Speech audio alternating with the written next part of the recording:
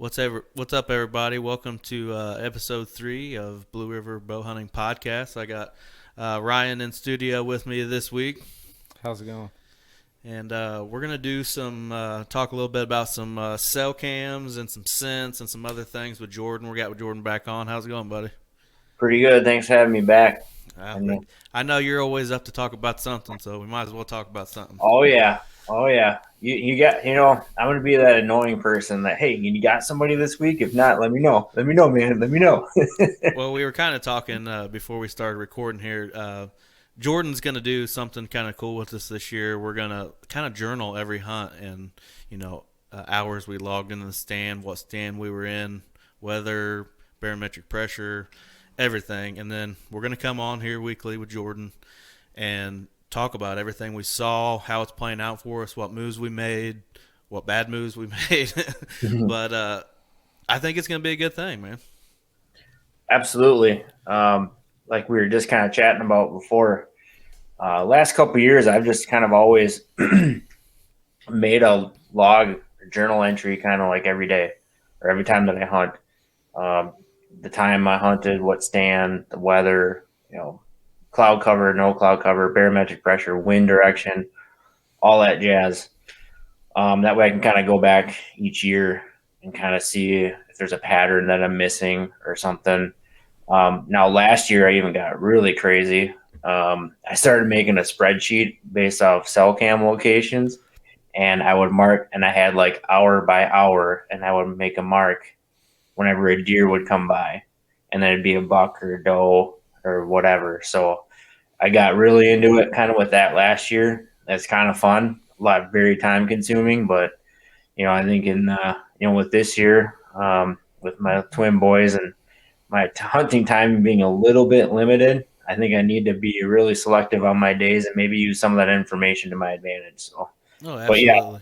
well, Like to your point, it'll be fun to talk about it every week. Just like, hey, what we see, what we do, um, what we screw up on. That's probably going to happen a lot absolutely. for And me, anyways. it's kind of cool because some other people that might be listening to us might be from your neck of the woods, our neck of the woods. They're like, oh well, Jordan, he's not really seeing the big bucks right now, not much deer movement. Or the same thing with us, we're seeing him chase now, and then somebody listening might kick him in the gear a little bit. I need to get in the stand tonight. They're saying they're seeing all these bucks at such and such time and whatnot.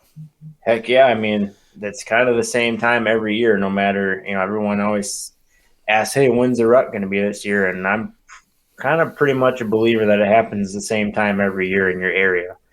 No matter the weather, that doesn't seem to make a difference. So, Well, that's a conversation we had a lot last year because actually my wife's birthday is on November 7th. His is the 6th. We hunted the 6th, didn't have much luck. The 7th was my wife's birthday, and it was almost 80 degrees here. I don't know about you, but I don't like getting in the tree when it's 80 degrees. I'm a fat boy. yeah. But we were having a conversation at my wife's 30th birthday party out here on the back deck with Adam, my neighbor, and he said, "Dude, I don't care if it's 80 degrees or not. It's November 7th. They're kicked into gear somehow. They're chasing something. It don't matter how hot they are." Yep. Yeah. I mean, we kind of touched on that even a little bit last time we talked, how when you were in Wisconsin last year, how cold it was. But then the following week, it was like 60s.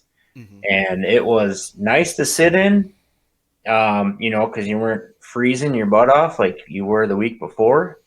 And, but yeah, I mean, it does hamper. I mean, they're going to still move, but, they're really going to be, way more intensive in the morning and evening versus unless you got a water source, nearby. But yeah, it's, regardless of the weather, man, I'm out here all the time. Now, if it's 80 degrees, it sucks, but if it's the rut, man, you got to be out there. Yeah. Well, we wanted to talk about cell cams this week, or trail cams in general. Yep. Kind of cell cam versus regular cam kind of conversation. So let's hear your side of it. Let's hear some pros and cons of each.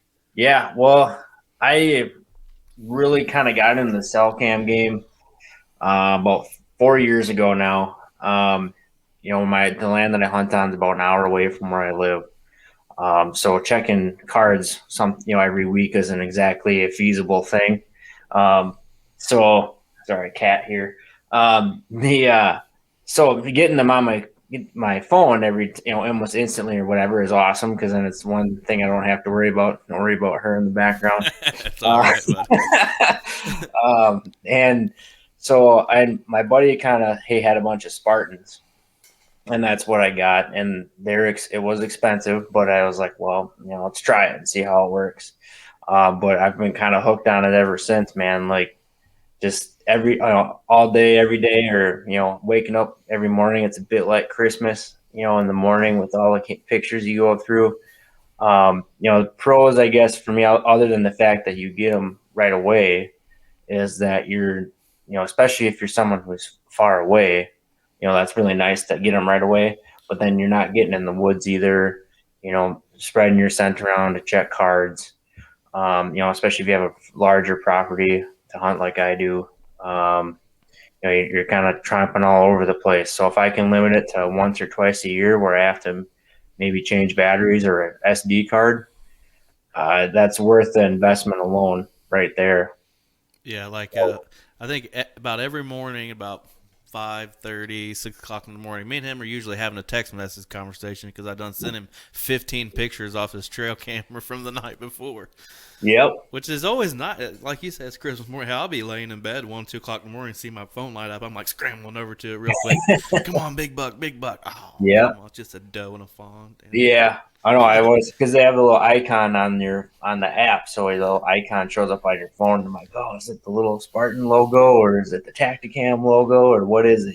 So yeah, it's exciting in that regard because it kind of keeps you in the mood like 24/7. Not that I really needed any help, but it just Right. kind of keeps it going like that all the time for me. So So it's a mostly a convenience thing for you that really makes you want to use them more.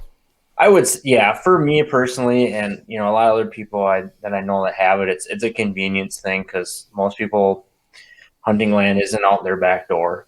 Obviously, they are more expensive than a regular trail cam, and they will go through batteries faster typically. I do still have some non-cell cams that I put in a couple of the low valley spots that I can't get cell service in. Um, so I still use them. And then I usually don't check the cards very often on that, and I definitely don't put them in spots where I'm expecting higher traffic come closer to the rut. So, um, but yeah, I mean, for me, it's a convenience thing for sure. And then the other main thing is just staying out of the woods, not bugging them. Right. So you have three different kinds of that cell Yeah, I've camera. have expanded the fleet per se over the years. I started with Spartan. I really liked them. I still really love them. The Spartan Go Cam is the one is what I have right now. They have like two other models higher that they've came out with since I've got the ones I have that are more higher end and even more expensive than the ones I got. Um, and then I have the Tacticam reveals. I got the first generation reveal. I got two of them from last year, and then I do have the reveal X's that I got two of them out this year. And then I have the Cuddy back Cuddy link system. Um, Now I invested in that one because there were some spots where I could not get any cell service, but I knew that there was a lot of buck activity. And with the Cuddy link, which is nice for anyone that's not familiar with it, is they kind of daisy chain off each other.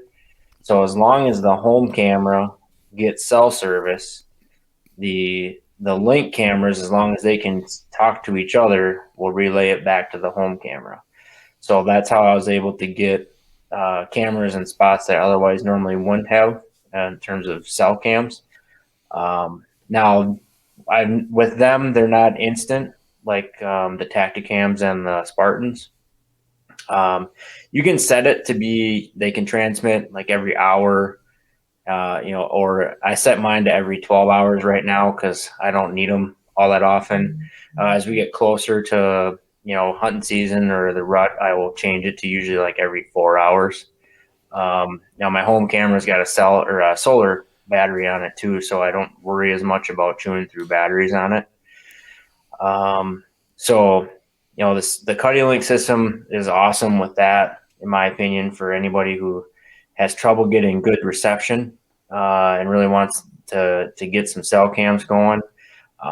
The plan wise, which is the other big sticker for people, is it's probably the cheapest plan when you consider how many cameras you can tie to one plan. You can link, I think, up to like 16 cameras to one plan. So, That's nice because we run the spy points, and each camera you have to have a plan for each camera, which I would love to have some of those cameras, but spy point's a little on the cheaper side of things compared to some of those. I think he just bought two for 179 or something like that. Yeah. Which is a hell of a deal because I bought one for 100, I think, when I first yep. got into that game. But it's definitely a convenience thing. I wish I had solar panels on a couple of them so we wouldn't have to go there as much. But he's got a property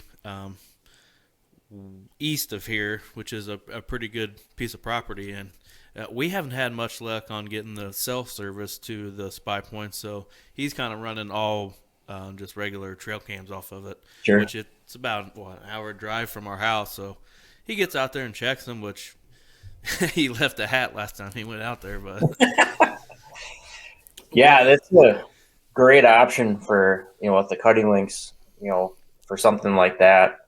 I think when I got mine, it was the home camera and then 3 of the link cameras, and I think the whole package was like $800. So it's not cheap.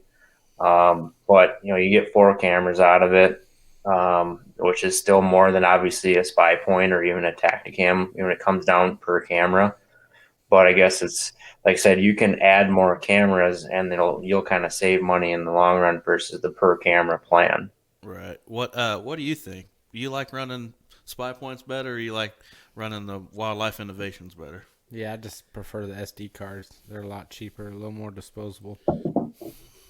Yeah, that, and I pay $10 a month, I think, per camera for the spy point. So I'm spending $20 right now. In season I cut it off, or out of season when we weren't Right. running trail cams anymore. But I'm spending about $20 a month on trail cameras, which if you add that up, it gets kind of expensive. But like you said, the access of it and knowing, I'd be at work and November 1st, and I got a deer, a ridge over, and it's 8 o'clock in the morning, and I know he's up on his feet during daylight now. Right. I know when to make the moves. Now we can get into the conversation about how these things can be bad too. There's some Right. bad people that can make some very poor decisions when it comes to one of these cameras. Right. Yeah, it's it's definitely a burden at times, especially when you're sitting in your stand, you get that phone notification, and you're arguing with yourself what stand to sit in, and Yeah. that big buck walks by the stand you decided not to sit in. So they can be, a little disheartening in that, but to your point, especially during prime hunting season, I mean, it's awesome because you kind of get an idea. All right, this is for sure here that I noticed that they're starting on their feet, and you can find that out without having to go check your cards or bothering anything out there. So, come season, it's definitely really a great scouting tool, as I like to call it. So, but yeah, I understand why a lot of people prefer the old school, if you want to call it, the non-cell. They make some great ones still. Um, but between the Tacticams and the spy points, I mean, they're almost coming down to damn near the same price per unit now. So it's almost hard not to, Yeah, I other might have than to your make that monthly cost. switch. Yeah, other than your monthly cost, obviously per cam. And I'll be the first one to admit it. We've made mistakes when it comes to using these trail cameras too. Like we only had 2 spy points last year. He had one, I had one, and I moved one to my Hancock County spot because I knew that there was a big one in there that we were kind of chasing. So I put it in a certain spot, and I left it there the rest of the season. It did very well on battery life. I think I changed batteries maybe once, but we took a spy point out of a property that held a lot of bucks in August and September. And then October rolled around and we really didn't see as much movement, so we pulled the camera. I don't think we really know what that property did during the rut that Oh, could sure. be beneficial for us this year because it's a newer property. He just got it, what, two?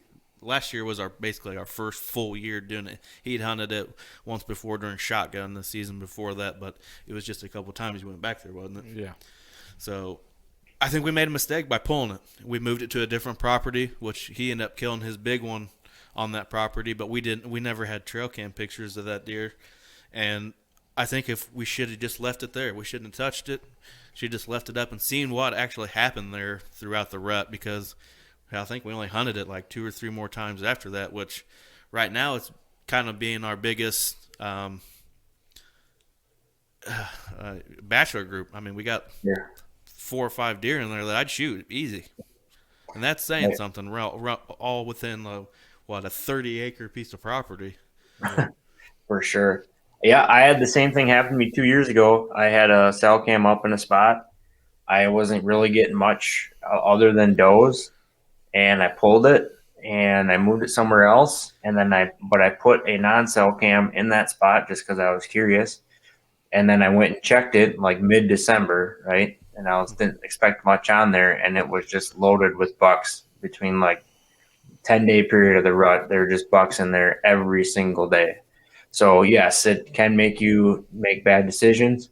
Um, on the flip side, it's kind of nice when you put a camera in a spot and you think it's good, and you'll know pretty fast whether it's good or not because you'll without having to check a card.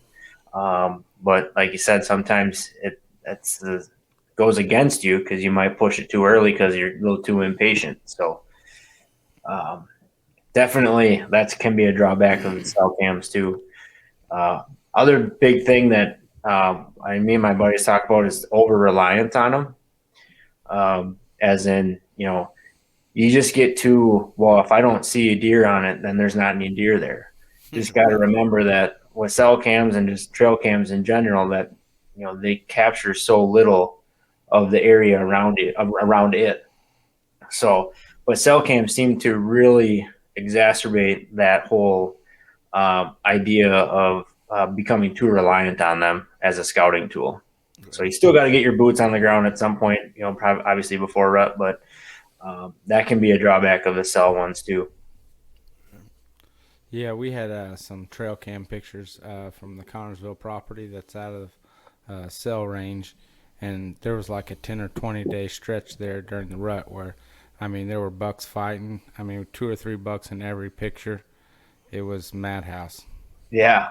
And we actually put what he kind of means. They actually had 2 cameras there that were non-cell cameras as well, but they didn't get in there as much to check the cards because we were kind of focused on some other places. And Sure. they go to check these cards, and it's like, oh my God, there's a 170-inch deer in here, 15 yards from my stand. Oh shit, And Right. we actually had. I don't dabble in it a whole lot. We tried it out. We had some stuff and we wanted to try it out, but we actually made a mock scrape on the point where this camera was at, and these bucks absolutely destroyed this thing. Mm-hmm. I mean, they were going to town on the licking branch, everything. I messed with it a little bit. Like I said, I think we might have mentioned last time on Sense a little bit. There's about a 9 or 10 day period where I think any of that stuff even kind of works to your advantage maybe a little bit. And I actually go through a company, I don't know if you ever heard of them or not, but James Valley Sense. I think they're from like North Dakota, I believe.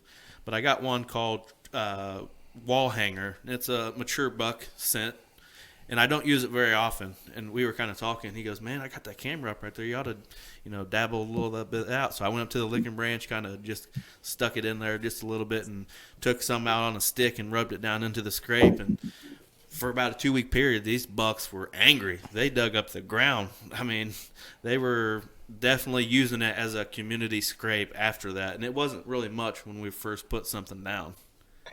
Yeah. When I first started bow hunting, I tried some of the scents. I never have had any luck with it, to be completely honest with you. Now, that one buck I did shoot, I did do a little drag with it as I walked out to my stand, and he came out. But I can't for certain say he smelled it because I remember there really was not much of a wind or anything that day. Um, Obviously, they with their sense of smell is so good, I really don't need it. But Right. I haven't had any luck. I have kind of actually over the years become leery of even using any scents at all. Same. Just kind of don't. It seems to be overhyped and overmarketed, and I feel like at some point it just becomes more harm than good. So last year I never brought a single scent out with me. Artificial scent with is kind of what we're talking about. But some people have luck with it and some don't. But I guess mine is just a cautionary tale with it. Just We've been don't very rely on it for no, sure. we're very wary of it. We only use it for a very small window, and I think something like that could actually work. And what we use, it's actually like a gel, and I keep it in the refrigerator. That's what the company told me to do. But I'll pull it out of the refrigerator and use it for a very small. I mean, that you don't have to use very much. This stuff is very potent, and the scents are like when a buck is using all his scent glands throughout the rut, using licking branches and hitting scrapes and all kinds of that stuff, and it just simulates another mature buck in the herd, basically. Yep. And I got that tip from a guy I met a long time ago when I first started working my job, and he started telling me about it. So I said, you know what, I'll try it out. This guy seems to know what he's talking about. He has a whole wall full of deer that are monsters. And I used it one time, and I had a little fork horn come in, and this dude was going crazy. And I'm like, well, maybe he does actually. I put like I'll get a little twig off the ground, dip it in there, and throw it back out on the ground, Yep. 30 yards from my stand or so. But this little bucky was all worked up with it, and then I've seen a couple decent deer checking it out a little bit. So I just I don't say I use it a lot. Like I said, about a 9-day period maybe that I'll even consider bringing it. After that, I just throw it away and order a new one the next year. Right. I've had, like I said, most of mine have been. I have had some small bucks come in to any type of scent. I don't really ever have any luck with mature bucks, and I don't know if it's just the property I'm at because there is a pretty high density of deer, especially does. So I mean, they don't really have to travel that far for that. So maybe that's part of it. I'm not sure. But yeah, scents. There's a lot of them out there, so for sure do your research on it. And to your point too, use it sparingly. Do Yeah, not overuse it for sure. yeah. So I'm definitely not going to get Code Blue from Walmart. That's been sitting in a box for who knows how long. These people that I've been getting my stuff from, it's from that year.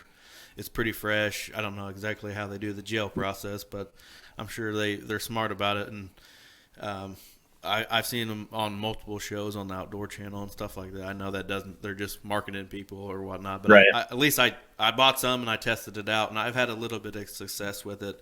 I mean, obviously there was a 170-inch deer ready to tear this tree down, right. but other than that, I'm not using any cover scents. I'm not using anything. I want to be completely scent free as much Yep, as humanly possible. yep. 100% agree. I actually used to use the nose jammer cover scent, and I never really got busted ever until one time I definitely got busted by a nice probably 130 inch buck. He could definitely tell something was up, and he didn't like it. And I was like, all right, that's it, I'm done. I mean, if he can notice it, the ones bigger than that or notice it and don't like it, it's an unnatural to the area. I'm just gonna avoid it. So yeah, I mean, I definitely don't say to never try it, but definitely don't expect to get monster bucks to come in from it. No, It's more about the scent control, like we talked last time. That's my big thing. So absolutely. Yeah, we need to get one of those plug-ins for the for his truck because we use his truck most of the time, and we're normal guys, we're sweating and stuff at yeah, work right. and everything else. But scent control, it's big with us, and Yep. you know, if I feel like you can't be like super into your scent game and then still want to use cover scents and stuff like that. Like it just kind of contradicts everything that you've done already up to that point. Exactly. To my, from my point of view, anyways. I Why nope. why stick our stuff in bags and wash them and run the ozonics and everything else if we're just gonna put dough piss on our boot? What's the point of that? You know what I mean? Yeah, exactly. So, yeah, I know it's funny how you say with the ozone for your truck. Yeah, we obviously, I work outside, so my job, I get sweaty every day. And then usually come close to gun season, if my wife's riding with me, I'm like, you can't wear any perfume or nothing in here because I'll get on the seatbelt, so Right. it's like, no, no, don't wear it if we're taking my truck, you can't wear it. So yeah, no, it's funny that you mentioned that, but yeah, that's way more important than trying to attract them with the scent. Now, do So you even go a step ahead? What exactly? What kind of gear? What kind of gear do you buy from? Do you buy like? I'm a big scent blocker guy. I love everything Mhm. they put out. I have like 4 scent suits ready to go. Like that's just my go-to. You stay ahead even of that curve too, and get something like that. Yeah, I mean, it's always a big debate. I feel like with clothing, people can say, I can just go out of Walmart and buy something that'll work, and I'm sure it does. But for up here, in Wisconsin, northern half of the state, and you're bow hunting, I've found that having something that is lighter that keeps you just as warm and kind of controls your scent too. With part of the material in it, is huge because when it's cold, the last thing you want is 12 layers trying to pull your bow back. So I've actually been kind of mostly transitioning to First Light for my most of my at least my outerwear. I have some Under Armour stuff for my like base layers and stuff, but I do have some First Light for base layers too, and it's just been great. It's expensive, but it lasts forever, hopefully. And then it just doesn't hinder my ability to draw my bow back, on them coldest of cold days. So it's not even so much about the camo pattern to me. It's just being able to be light and pull your bow back and not have to worry about that when it's cold and when they're really moving around. There's lots of good brands out there. We got lots of people that use Sitka, like you said, Scent Blocker, and a Scent lot of lock and all the that. Scent Lock. Under Armour's got some really good stuff too. So, but yeah, obviously I have some of the higher end stuff if you want to call it that, but I've found that it's been worth kind of every penny so far. Um, on the, especially like last year how cold it got, and I was wearing basically 2 layers. So, Yeah. and it was that cold, and I was warm. So, um, last thing I want to think about on my mind when that big buck walks through with all the time and effort you put through is not I can't pull my bow back because my body's so tight and I got so much tightness from all the layers on that I can't even draw. So Right. um, I just kind of learned that because I barely was able to draw my bow back on the first buck I shot 3 years ago with the bow. I barely was able to pull it back because I had so many layers on it. It was only like 30 degrees that day. So that was almost a bit of a wake up call for me. Like, all right, I know I'm going to need a lot colder days and I need to somehow stay warm without wearing 12 layers. Now, So, when you killed that first buck with your bow, did you feel like you got a monkey off your back a little bit when you got that first buck down with your bow? oh, for sure. I mean, all the work you put into it before season and all the practicing you do with the bow, hanging stands, hanging your trail cams and scouting, walking around, just looking for everything you can. And it's frustrating because you can't expect to shoot one every year, even though you really obviously you want to. But I felt like that year I had really earned it because I mean of all the time that I had spent, and it was nice because it's just like anything. It's the first one's always the best because it's something new and it's a lot of work to do it, and it's with the bow is certainly something else. So I would say for sure that it's kind of a little monkey off the back, and you don't quite feel as the pressure anymore, and like it can only can go up from here. So Right. We're working on his first bow kill, and kind of to tell him what you kind of trials you're going through a little bit. So yeah, I haven't put any brown down. I haven't got a doe or a buck yet. That monkey's still on my back, but shooting an older Matthews. I got it restringed last year. Wasp broadheads. Uh, just trying to get the odds in my favor as best as I can.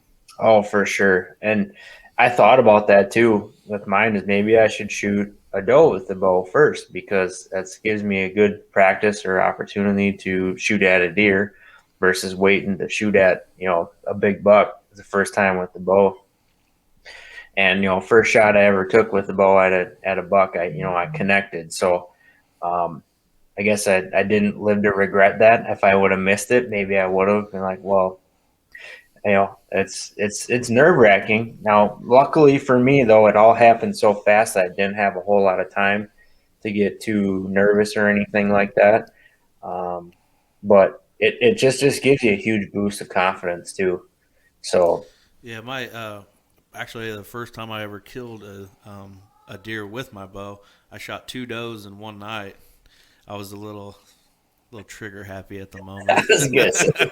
But when I got that finally got because I can't tell you how many basket racks and does that I shot. I missed with my bow before I finally got it done. And I kept shooting high, and I'm like, this is really making me mad. I'm putting exactly where I need to put it. Yep. What is going on here? And my dad says, well, did you compensate for your angle? I said, you never told me I had to do that. And that might have been a good piece of information to have before I Yeah. start slinging $30 arrows. Yep.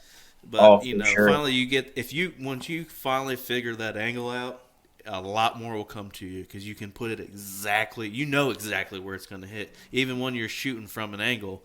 You know, Yep. it. But when you start getting further out, like last year, I don't know if you remember, we had a video from like the first 2 days of season here, and this doe comes out and she's dead on. When I ranged her 40 yards on the money, I said, "Don't compensate for an angle. Put it right in her pump house. Let it fly." We got it sitting there, and you can put your finger on the video on the back of that doe's back, and she dropped a foot plus in the 2 seconds it takes his arrow to get there, and he hit her, but he hit her in that no man's land. He hit her in the Oh, back sure. strap, and we actually saw her the next morning, so we knew everything was fine. So, but I got a feeling he's going to connect on one here come shortly, and then after that it's smooth sailing, and it'll be. Yeah, I remember when I couldn't hit nothing with my bow. My stand now I'm shooting 180 inches. Oh yeah. No, I have a feeling you will too this year. It's you got a lot of good things going with the show and everything like that. So I mean, now's a good time more than ever to get that monkey off the back and get it on camera, hopefully. And That's the thing too, because this will be our second year full time filming, and everything our progress on everything is just going to get better each and every year that we do it. We're going to know what we need and what we don't need. We're going to know how to set up fast when we would normally be a little bit slower. Our stands, maybe we figure out these properties a little bit more, and I think everything is going to work out come time. Time is going to show us that we put the right effort into everything, and it pays off for us when we both shoot nice bucks with our bow on film. That's the plan, oh, anyways. for sure. And I'm a firm believer in if you earn it, you can't just go out and it's like rifle season always ruffles my feathers because everybody just gets their gun out for the first time since they put it away last year and go sit in the stand and try to pop a deer at 300 yards. It don't work that way with bow hunting. You got to practice. You got to shoot often with your bow. Be dialed in. Be confident with it, and all the prep work you got to do. Trying to set stands up because you got to get within 30, 40 yards typically, and so Yeah, no, it's way more satisfying. Let's put Yeah, it that way. he got the monkey off his back when it comes to a gun because he's got two on the wall that make mine look like little bitty babies. But a lot of that can be being sitting in the right place at the right time. It doesn't necessarily have to pay off for you as much when you don't have to shoot very far. But then again, both of these bucks that he shot, they were within 100 yards. Yeah. I say the first one that he killed, I think it was probably 15 Yeah, yards, right under right stand. under the stand with a gun. He could have Oh, shot it with the bow, but oh, for that sure. happens. There's so many stories like that, and I don't And discredit anybody for shooting a big deer with the gun. Congratulations, but now we're trained. And don't get me wrong, we're gonna get the guns out. He got drawed for a military hunt here. Isn't that what it is? A military refugee? Yeah, Muscatatuck. Muscatatuck Wildlife Refuge. He got drawn for a muzzleloader tag. So I know oh, there's gonna nice. be one day we at least both have muzzleloaders on us because we can shoot an extra buck in the state of Indiana. So we could kill, with our bows, and then come that day we get to shoot an extra buck. Oh, So, wow. so that's pretty cool. Plus, we're gonna get to do, hopefully, get to do the whole Kentucky thing with Brian, and I think we might even get to dabble in Ohio a little bit, depending on how the rest of our season plays out. But I don't discredit anybody for shooting a deer with a gun. Congratulations, but it's uh, Absolutely. it's my time to shoot one with a bow. That's what I want Yeah. to do. I don't. I may not even get a gun out this year. I'm circling that tag with the bow. I want to. I want Yeah. to. I want a bow kill. I 100% agree. I mean, that's awesome if you shoot one with the gun. I mean, the one I shot with mine last year was 70 yards. So, I mean, obviously I couldn't have shot him with the bow, but I mean, he was still pretty close. And you're going to take that opportunity if it presents itself because, Right. I mean, I you know, got four deer on the wall back here over 130 inches, and only one of them. Well, I got four deer over, we'll say, 115 inches, but only one of them's a bow kill. sure. I've only gotten lucky to take those big bucks with a gun, Yeah. and I just, some of those, two of those I could have killed with a bow, but I had a gun, Right. and I want to do it. So I want to do it differently. Yeah. Even if it's with the smoke pole at Muscatatuck on December 16th, I'll take that. Yeah. I've never got one with a smoke pole. That would be fun for sure. So that's, I guess, the next on the bucket list with behind since I got one with both the bow and the rifle. And kind of to me with bow hunting, it's just kind of like it's the most frustrating yet most rewarding thing. You have to have a lot of patience. That's for sure. I don't know many people that are casual bow hunters. This is not something for a casual hunter to be a bow Right. hunter. So You need to get some of your buddies. I don't know if the date's already passed or not, but you remember that guy that we had on from Ben Harrison from Bowhunting League? Did you get to oh check any yeah, of that out? yep, I'm not actually on the team. It's named Blue River Bowhunting, but Ryan here, Adam, our buddy from next door, and Brian Melton from Buck Tags Unlimited, they're on the team. I didn't sign myself up because I'm going to be behind the camera most of that time.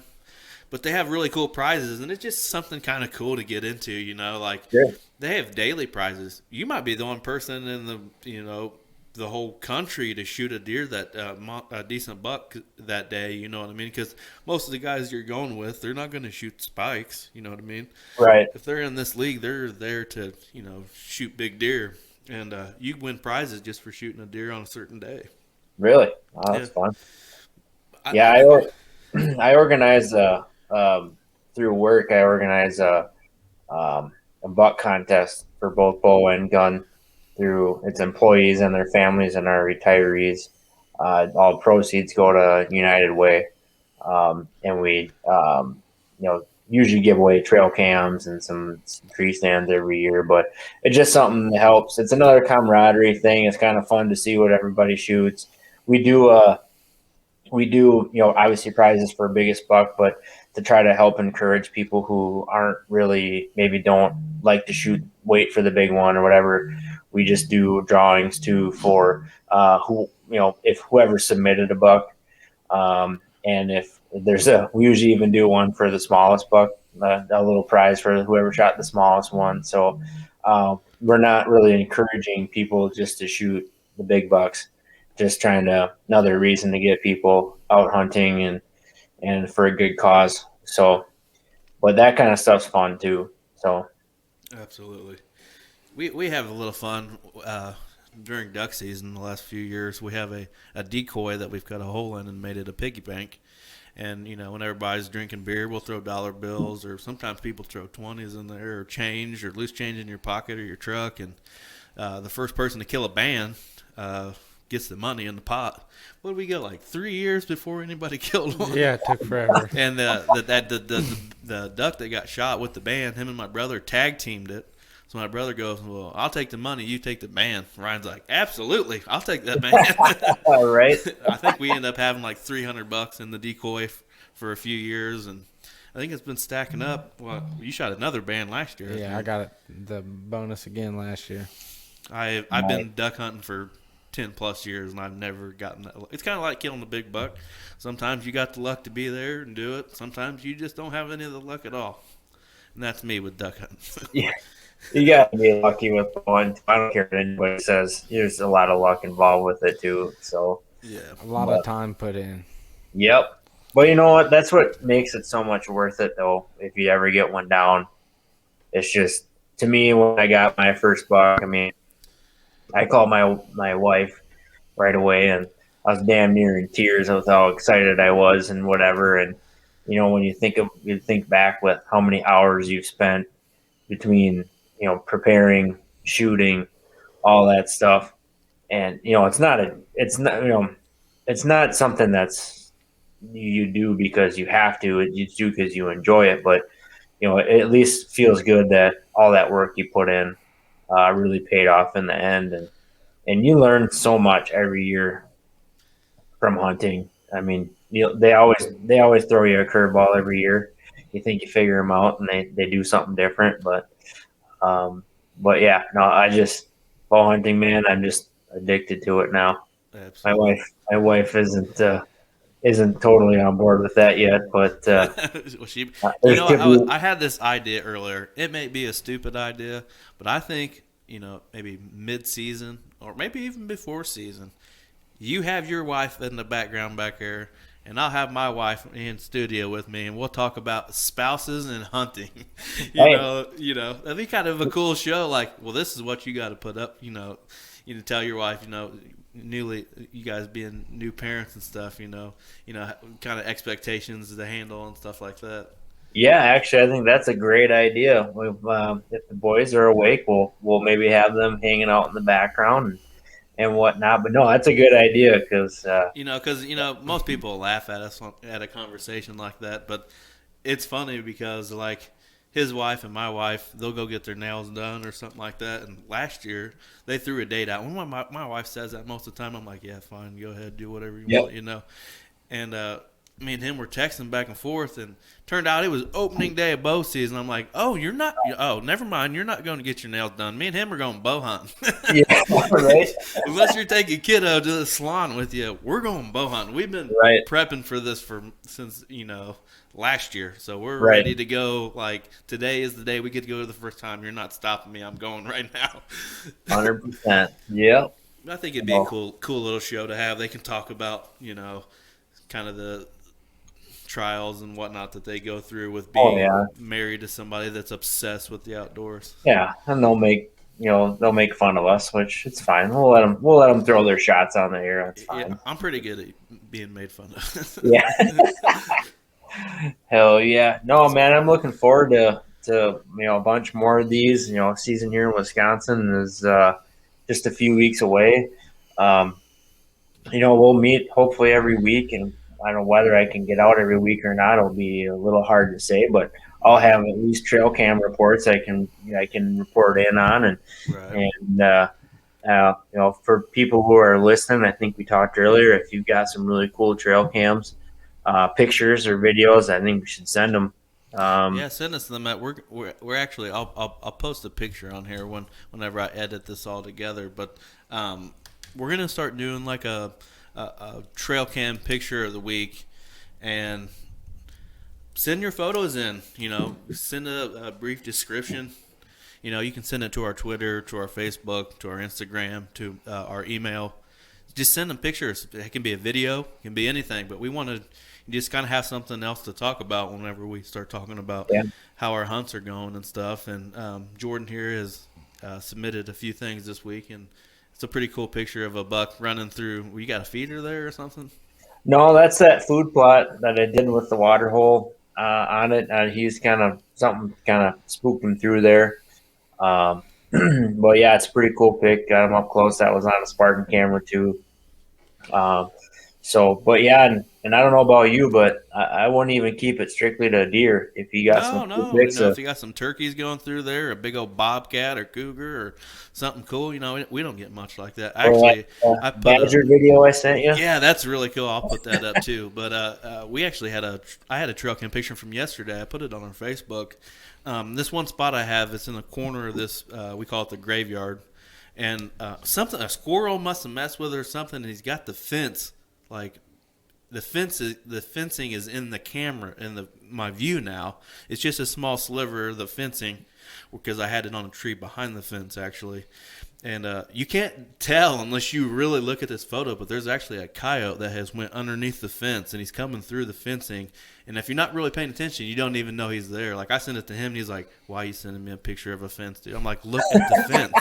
And and then the next picture I get the coyote standing there by the big time block, but it's just kind of cool to and I'm sure everybody's got a cool trail cam picture. Like we have one last year of a hawk flying down in front of the camera. It's all spread out and stuff, and it just looks really cool. You catch cool stuff like that all the time. Heck yeah, and I would say, I mean, even it doesn't have to be recent. If it was something that you thought was super cool from 5 years ago, that you thought was cool. I mean, I could probably get us covered for 5 years worth of cool stuff that I get to see. But yeah, no, I know everybody else has a lot of cool stuff too. To me personally, I love seeing that kind of stuff.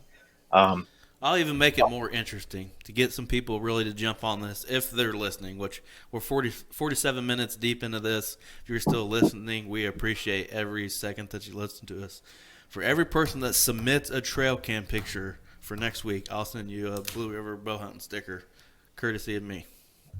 You gonna send me one since I'll send you a whole package of them.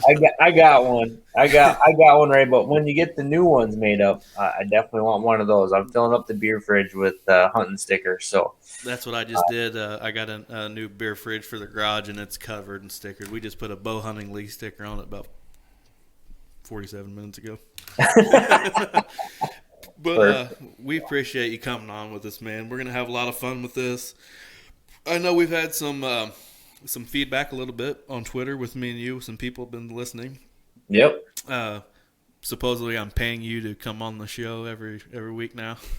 Hey, you know what, Bush Light? I'll do anything for Bush Light. So I mean, I'll just go ahead and order you a skid because that's how much we might need to get through this whole season. Yeah, for sure. I'm gonna need to drown a few of those some nights for sure after coming back from a stand. That's for sure. So. Well, thanks for everybody for listening. Go give Jordan a follow on Twitter, JLane_22. Yep. And go give us a subscribe on YouTube, Facebook, Instagram. We got them all. We like using them. Like I said, you can send those trail cam pictures to any one of those things.